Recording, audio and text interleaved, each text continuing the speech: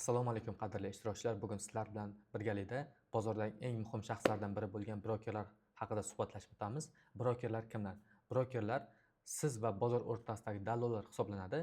Ya'ni siz aksiyani sotmoqchi bo'lsangiz, albatta brokerga murojaat qilishingiz kerak bo'ladi yoki sotib olmoqchi bo'lsangiz, albatta brokerga murojaat qilasiz. Bunday holatlarda agar aksiyani sotib olmoqchi bo'lsangiz, siz xohlagan aksiyani bozordan topib beradi va siz sotmoqchi bo'lgan aksiyaga albatta xaridor topib berish funksiyasini bajaradi. Va albatta siz shotingizdagi turgan pullarni brokerning hisob raqamiga tashlab berishingiz kerak bo'ladi va broker sizning nomingizda savdolarda qatnashib, bozorda oldi-sotdini amalga oshiruvchi tashkilot sifatida ko'riladi. Endi siz pulingizni ishonib topshiradigan shaxs, ya'ni broker albatta ishonchli bo'lishi kerak. Bu yerda Amerika fond birjasida eng ishonchli broker sifatida biz IBKRni ko'rishimiz mumkin va deyarli barcha ishonchli brokerlar FINRA litsenziyasiga ega bo'lgan brokerlar hisoblanadi. FINRA bu qanaqa tashkilot desangiz, FINRA bu barcha brokerlarni nazorat qiluvchi regulyator tashkilot sifatida ko'riladi. Agar mabodo broker bankrotlik yoqasiga keladigan bo'lsa, albatta sizni pullaringizni FINRA tashkilot orqali qaytarib olishingiz mumkin bo'ladi. Shuning uchun albatta FINRA litsenziyasiga ega bo'lgan brokerlarga pul qo'yishingizni maslahat bergan bo'lardim. Endi brokerlar bizga xizmat ko'rsatish orqali qanday daromad qiladi deyishingiz mumkin, yoki ular oylik abonementi bormi yoki qanday ko'rinishda daromad qiladi. Ularning asosiy daromadi komissiya hisobiga bo'ladi. Aytaylik, siz bir dona aksiyasi sotib olsangiz, sizga yarim sent miqdorida komissiya soladi. Ya'ni har bir sotib olgan aksiya soniga yarim sentdan komissiya qo'yiladi. Aytaylik, siz 100 dona aksiya sotib oladigan bo'lsangiz, sizga 50 sent miqdordagi komissiya qo'yiladi. Agar siz 200 dona aksiya sotib oladigan bo'lsangiz, sizga atigi $1 miqdordagi komissiya qo'yiladi. Misol tariqasida keltirib o'tmoqchiman. Tesla aksiyasini, bir dona aksiyasining narxi taxminan $230 bo'ladigan bo'lsa, siz 100 ta Tesla aksiyasi sotib olmoqchi bo'lsangiz, bu taxminan $23,5 ming ga to'g'ri keladi. $23,5 ming pulga sizga atigi 50 sent miqdorida komissiya oladi. Bu juda kichkina mizerniy summa hisoblanadi. Shunaqa katta kompaniyalar shunaqa mizerniy summaga ishlaydimi? Sizda albatta shunaqa mizerniy summaga ishlaydi.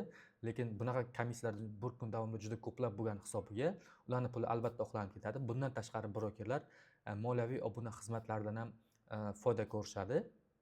Misol tariqasida biron bir indikator yoqib berishi mumkin yoki boshqa moliyaviy xizmatlar uchun sizdan pul undirishi mumkin bo'ladi. Endi brokerlardan hisob raqam ochish uchun albatta bizga kerakli hujjatlar talab qilinadi. Bu hujjatlardan birinchisi bu pasport hisoblanadi. Pasport yashil yoki qizil yoki ID karta bo'lishi mumkin yoki haydovchilik guvohnomasi orqali ochishingiz ham mumkin. Ikkinchi hujjatimiz bu yashash joyi manzilimiz to'g'risidagi ma'lumotnoma bo'ladi. Buni albatta MyGov sayti orqali olishingiz mumkin bo'ladi va mana shu ikkita hujjatni tayyorlab qo'yganingizdan so'ng albatta brokerdan hisob raqam ochish juda oson protsess hisoblanadi. Eng ishonchli broker sifatida IBKR, ya'ni Interactive Brokers IBKRda maslahat berishim mumkin. Sababi ushbu tashkilot 1987-yilda tashkil topgan bo'lib, o'sha vaqtdan beri faoliyat yuritib kelgan katta gigant kompaniyalardan biri sifatida faoliyat yuritib keladi. Eng ishonchli brokerlardan biri sifatida faoliyat yuritadi. Endi ishonchli broker tanlashda nimalarga e'tibor berish kerak? Birinchi navbatda siz Google ga kirib broker nomini yozasiz va scam or not deb ketidan yozib qo'yasiz. Shunaqa yozganingizdan so'ng sizga natija chiqarib beradi.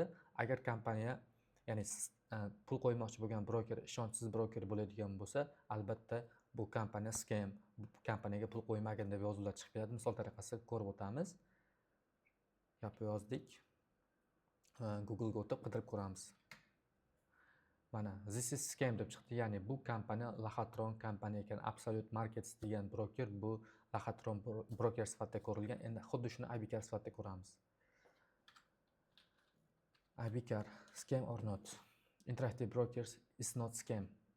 Ya'ni Interactive Brokers, ya'ni IBKR bu Laxatron broker emas, bu FCA, UK dan FCA, Securities Exchange Commission va undan tashqari Osiyodagi boshqa tashkilotlardan ro'yxatdan o'tgan qonuniy broker sifatida chiqarib beryapti. Bu narsani ingliz tilida tushunmaydigan bo'lsangiz, rus tiliga yoki o'zbek tiliga bemalol tarjimon orqali o'girib olishingiz mumkin. Keyingi qiladigan ishimiz bu yerda Google ga broker nomi va review, ya'ni ruschasiga отзывы deb yozamiz. Отзывы deb yozgan holatimizda agar yaxshi broker bo'ladigan bo'lsa, ko'pchilik insonlar bu brokerga nisbatan o'zlarini samimiy, yaxshi fikrlarni qoldirib yozib qoldirgan bo'ladi. Agar yomon broker bo'ladigan bo'lsa, bilasizlar, ko'pchilik insonlar bu kompaniyaga nisbatan, bu brokerga nisbatan o'zlarining salbiy fikrlarini ba'zi holatlarda so'kinishlarni ham yozib qoldirgan bo'lishi mumkin. Shuning uchun albatta otziv bilan qidirib ko'rishimiz kerak bo'ladi. Bu ikkinchi bosqich hisoblanadi. Agar broker birinchi bosqichdan o'tsa, ya'ni skem kompaniya bo'lmasa, ya'ni laxatron kompaniya bo'lmasa va odzivlari ham ancha yaxshi bo'ladigan bo'lsa, endi uchinchi bosqichga o'tadi. Uchinchi bosqichda bu broker haqida komissiyalari va pul qo'yish va yechish qoidalari haqida gaplashib, izlanib o'tishimiz kerak bo'ladi. Buning uchun rasmiy saytiga o'tib yoki rasmiy telefon raqamlariga telefon qilish orqali ma'lumot bilib olishimiz mumkin. Misol uchun O'zbekistonda reklama bo'lmasa Freedom Finance Broker mavjud. Bu birinchi va ikkinchi bosqichdan to'liq o'ta oladi, lekin uchinchi bosqichda komissiya miqdorlari anchagina yuqori bo'lganligi sababli biz ancha komissiyalar past bo'lgan Interactive Brokersni tanlaganmiz. Keyin yana bir narsani unutmasligingizni so'rardim. Ishonchli broker hech qachon sizga telefon qilmaydi. U faqatgina Gmail orqali aloqaga chiqishi mumkin sizga. Agar sizga broker telefon qildimi, shaxsan o'zlari broker, biz broker tashkilotidamiz deb sizga telefon qildimi, bu broker bilingki laxatron skem broker sifatida faoliyat yuritib keladi va siz qo'ygan pullaringizni ko'pchilik holatlarda uxlatadi. O'shaning uchun ehtiyot bo'lasizlar. Albatta, ishonchli broker tanlash juda muhim, chunki siz mehnat qilib topgan summani, ko'paytirmoqchi bo'lgan summani osongina ular uxlatib ketishi mumkin. Shu sababli ham albatta ishonchli broker topish bu bozorda juda muhim. Sog' bo'linglar, salomat bo'linglar. Keyingi darslarda ko'rishguncha.